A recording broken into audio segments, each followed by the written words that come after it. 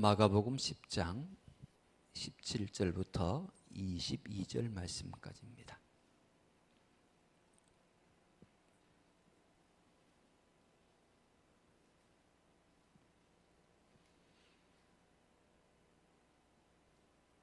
같이 읽겠습니다. 예수께서 길에 나가실새 한 사람이 달려와서 꿇어 앉아 묻자오되 선한 선생님이여 내가 무엇을 하여야 영생을 얻으리이까?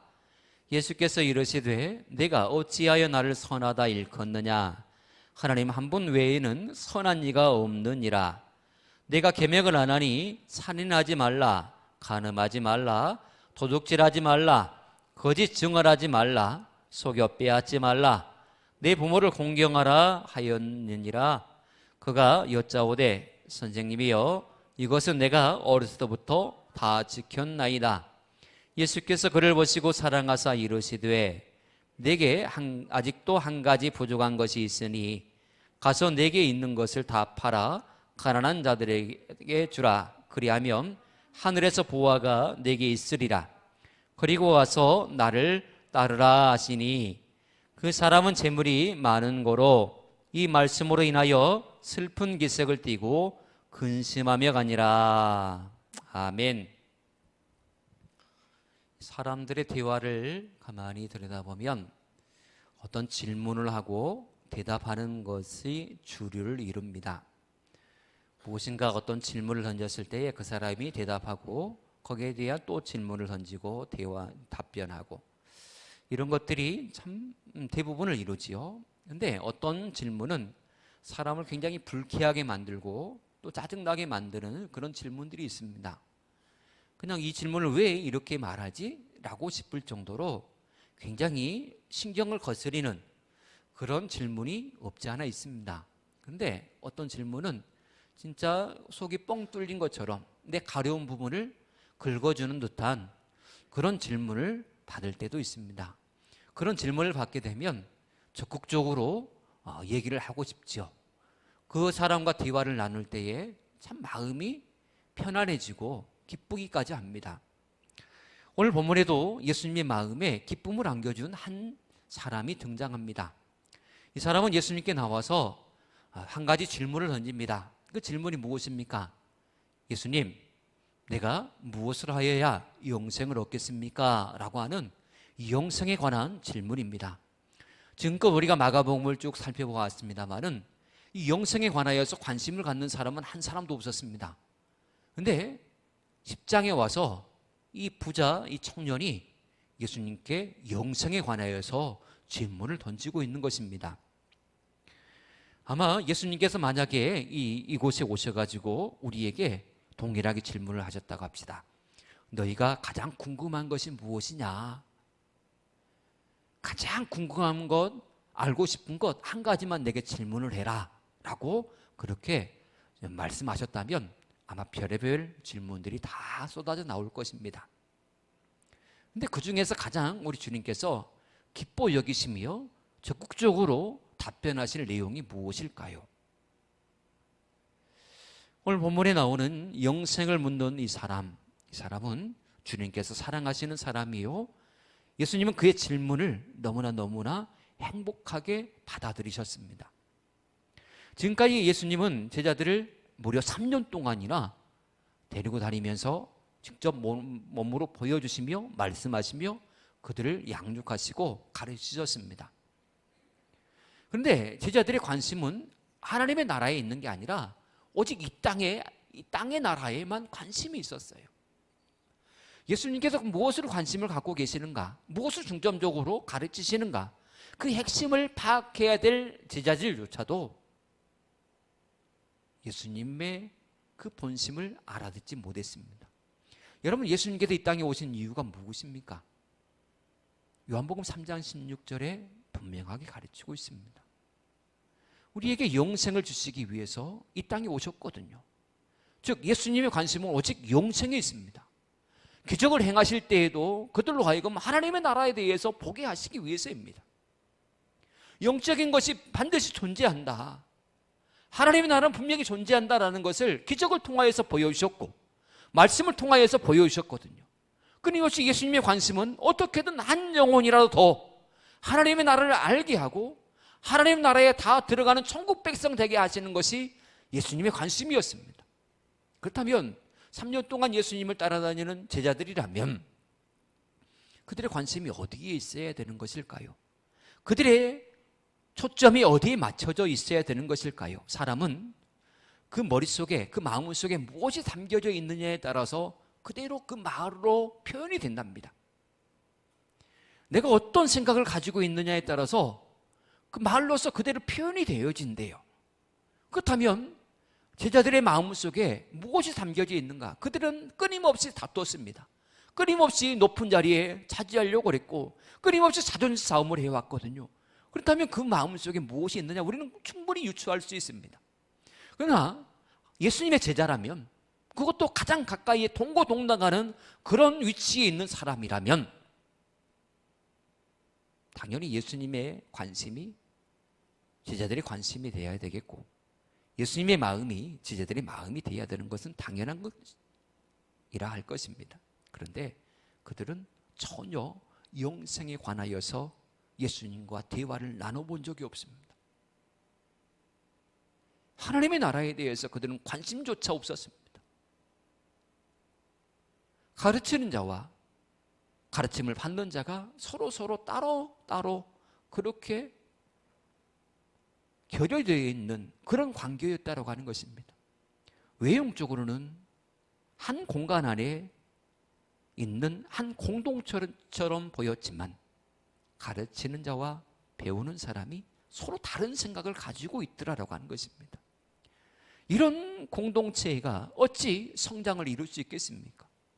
그래서 결국 나중에 예수님께서 죽으신 이후에 철저하게 그것을 깨뜨려 버렸습니다. 수많은 핍박을 통하여서 완전히 깨져버렸고 그 사이에 성령께서 오셔가지고 하나가 되게 하셨습니다. 예수님의 생각과 하나님의 생각과 제자들의 생각이 하나 되게 하시는 영이 성령님이셨거든요. 이때까지는 그들은 몰랐습니다. 예수님을 통하여서 많은 사랑과 관심을 받고 기적을 체험한 사람들 가운데서도 예수님을 가장 가까이서 따르는 그 여인들조차도 영생에 관하여서 묻는 사람은 없었습니다. 그런데 어느 한 청년이 나오더니 이 영생에 관하여서 질문을 던지고 있는 것입니다. 주님은 너무나 흡족해 하셨습니다. 너무너무 좋았어요. 그래서 21절을 보시면 예수께서 이 사람을 사랑하사라고 기록되어 있습니다. 예수님께서 이 청년을 사랑하셨대요.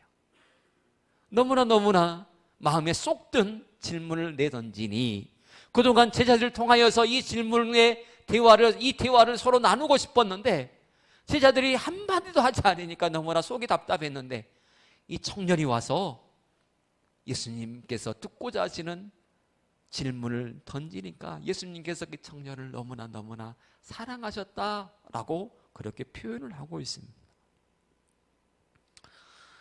여러분, 우리도 예수님의 눈에 사랑스러운 존재가 되어야 할 줄 믿습니다. 아무쪼록 오늘 본문에 이 청년을 통하여서 주님께로부터 사랑받는 그 비결을 배우시기를 축복합니다. 먼저 이 청년은 부자였음에도 불구하고 영생에 관심을 가진 사람입니다.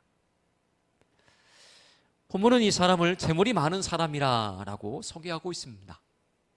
또한 누가복음 18장에서는 어떤 관원이라고 표현하고 있지요. 이 두 내용을 종합해 보면 이 사람은 부자임에는 틀림이 없습니다. 그리고 당시에 사회적으로나 상당한 지위에 있었고 권력을 행사할 만한 그런 위치에 있는 사람입니다. 청년이었고 부자였고 사회적인 지위가 있는 사람입니다. 이 세 가지가 이 청년을, 이 사람을 특징 짓는 모습입니다. 부자, 청년, 사회적인 지위가 있는 사람. 제가 이것을 왜 말씀을 드리냐면 이 세 가지가 영생에 관하여서, 복음에 관하여서 관심을 갖지 못하게 방해하는 대표적인 요소이기 때문에 그렇습니다. 여러분, 나이가 젊다라고 하는 것은 요즘 젊은 사람들에게 복음을 전하기가 얼마나 힘든지 아십니까? 여러분들의 자녀들도 청년 시기에 있는 자녀들이 있을 것입니다. 그 자녀들에게 교회 가자고 하면 뭐라고 얘기합니까? 요즘 젊은 청년들에게 복음을 제시해서 복음을 받아들이게 만드는 것 너무나 어렵습니다. 왜냐하면 살 날이 장창한데 뭐 용생 관심 가질 필요가 없잖아요. 예? 얼마든지 내가 원하는 얼마든지 시도할 수 있고 새로운 변화를 도모할 수 있는 앞길이 창창한데 마지막 죽음의 사후세계에 관하여서 생각을 할 필요가 없잖아요. 젊은 사람들은 복음을 받아들이지 않아요. 이게 대표적인 오늘날의 현실의 모습입니다. 다른 사람 볼 필요도 없고 내 자녀들을 보면 금방 알 수 있습니다. 아무리 매를 들고 쫓아다녀도 아이들은, 청년의 즈음한 자녀들은 복음을 받아들이려 하지 않습니다. 이게 젊다라는 특징의 모습입니다. 젊어서부터 예수 믿고 젊어서부터 주의 일에 충성하면 얼마나 좋을까? 이건 부모의 마음이고 지금의 자녀들의 현실의 모습은 그렇지 않다라고 하는 것입니다. 또한 그는 부자였습니다.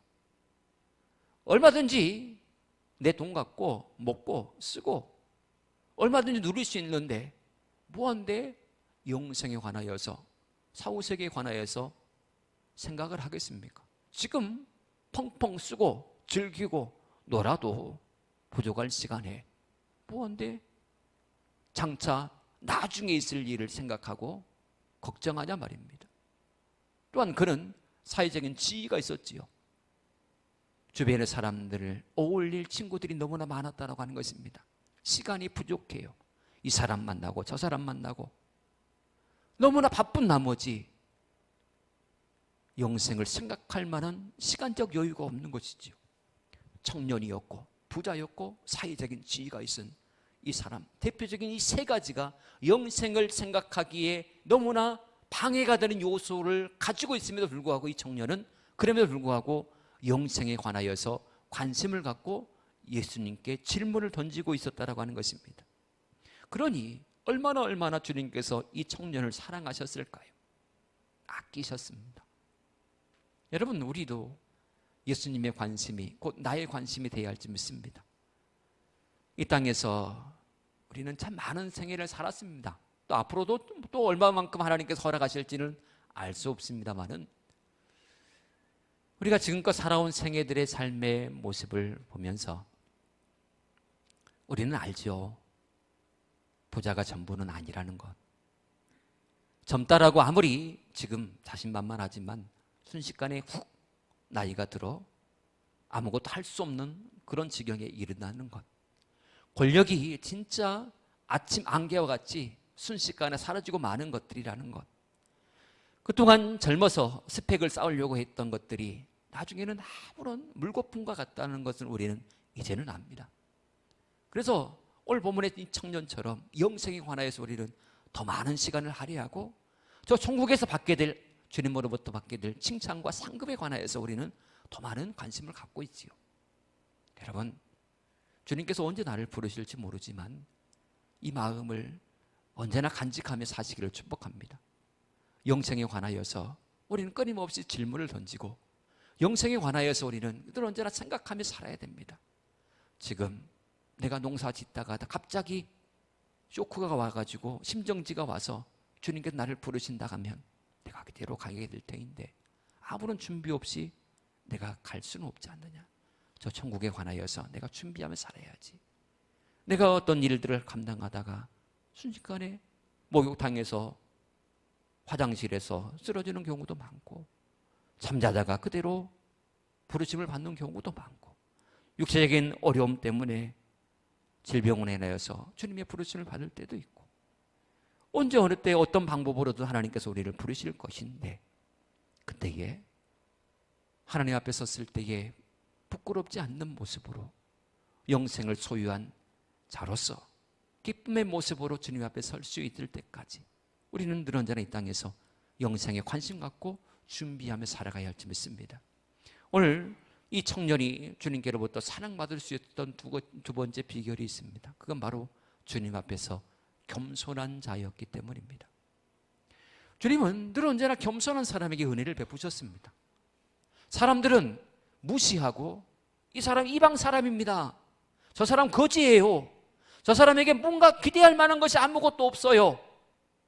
라고 사람들이 그렇게 폄하하는 사람조차도 우리 주님은 기꺼이 그를 안으셨고 기꺼이 그에게 은혜를 베푸신 우리 주님이신데 그 이유가 무엇이냐 하면 그가 겸손하게 주님의 도우심을 간구했기 때문입니다. 나도 가난하지만 나는 자존심 있어. 나도 안 해. 만약에 자기 자존심을 앞세우고 교만하게 그렇게 행했다면 주님은 절대로 은혜를 베푸시지 않습니다. 우리 주님은 그가 어떤 사람이든 겸손하게 주의 은혜를 구하는 사람은 모두 다 은혜를 베풀어 주셨습니다. 그러므로 우리가 이 땅에 살면서 우리가 한 가지 불변의 진리의 고백들을 하잖아요. 하나님의 은혜로 나는 삽니다 라고 하는 고백 말입니다. 이건 누구나 다 불변의 진리입니다. 예수 믿는 사람들은 한결같이 이 고백을 아니한 사람이 없습니다. 나는 은혜로 삽니다. 믿습니까? 이 고백을 우리는 합니다. 그래요. 우리는 은혜로 삽니다. 그러면 은혜로 사는 우리의 삶 가운데 반드시 나타나야 될 요소가 무엇이냐? 겸손이라는 것입니다. 겸손. 낮아짐입니다. 낮아짐.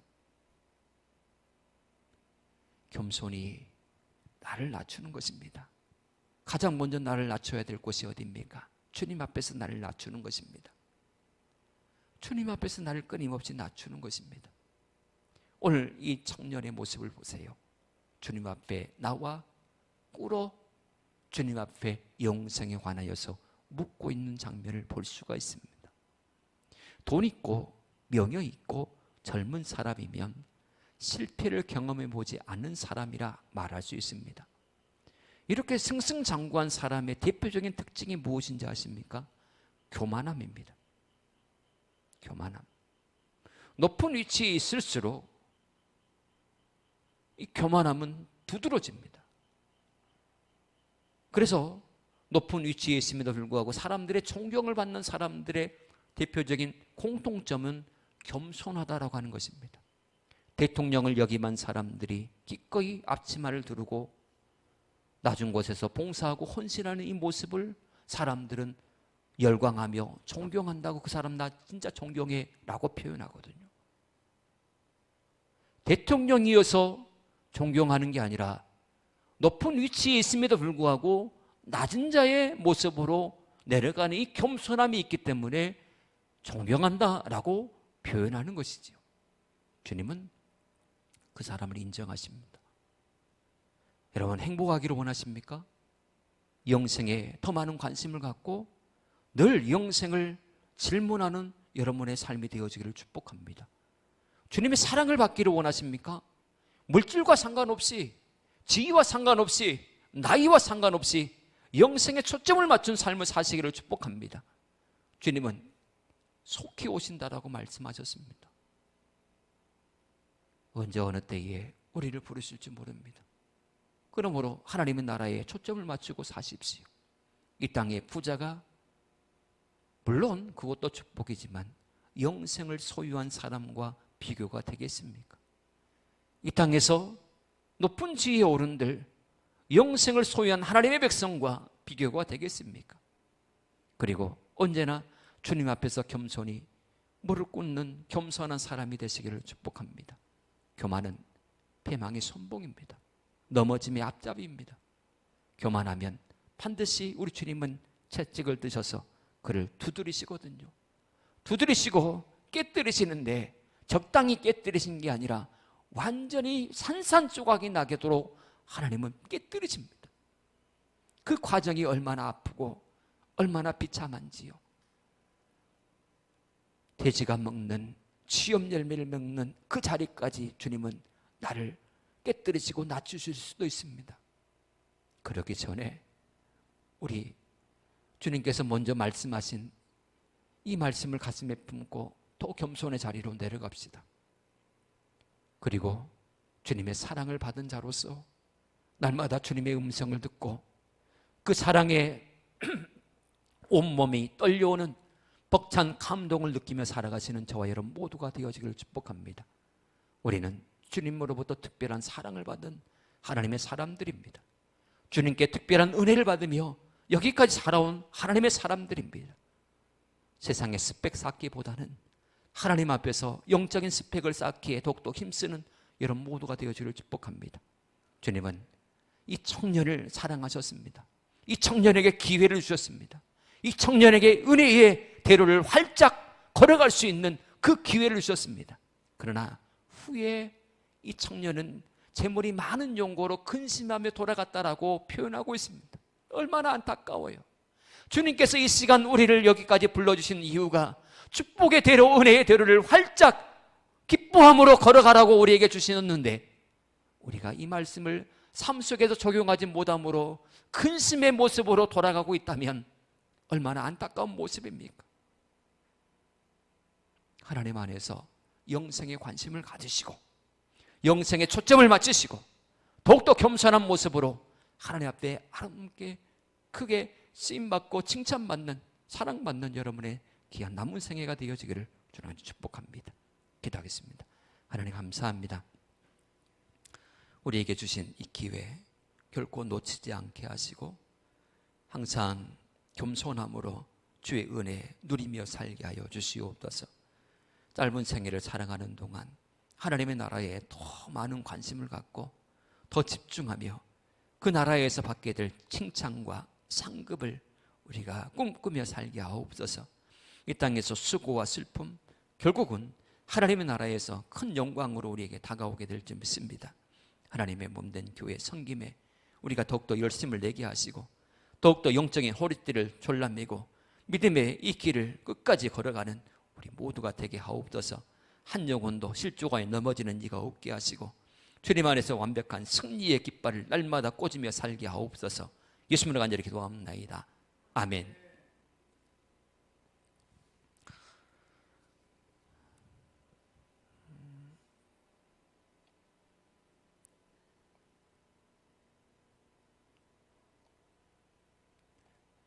보니까 감기 환자도 많고 또 코로나 환자도 그렇고 보니까 또 오늘은 식중독에 또 걸려가지고 또 아프신 분도 계시고 그러시더라고요. 이제 여름이 가까워 오고 있는가 봅니다. 음식 드실 때도 항상 조심하시고 어디 가서 뭐 누가 이제 뭐 준다해도 웬만하면 다른 음식을 드시지 마시고 신선한 것 위주로만 드셔서 작년 걸리면 굉장히 힘드니까 요즘 한여름이니까 건강 더 유의하시고 모두가 다 건강했으면 좋겠습니다. 좋은 일이 있으리라 1절 보리순에 주기도 노래 마치도록하겠습니다.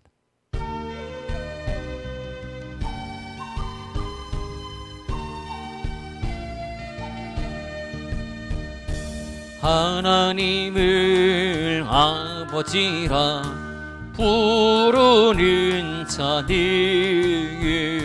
좋은 일이 있으라만이 있으리라. 우리 서로 뜨겁게 사랑하면이 좋은 일이 있으리라. 크게 있으리라. 아멘.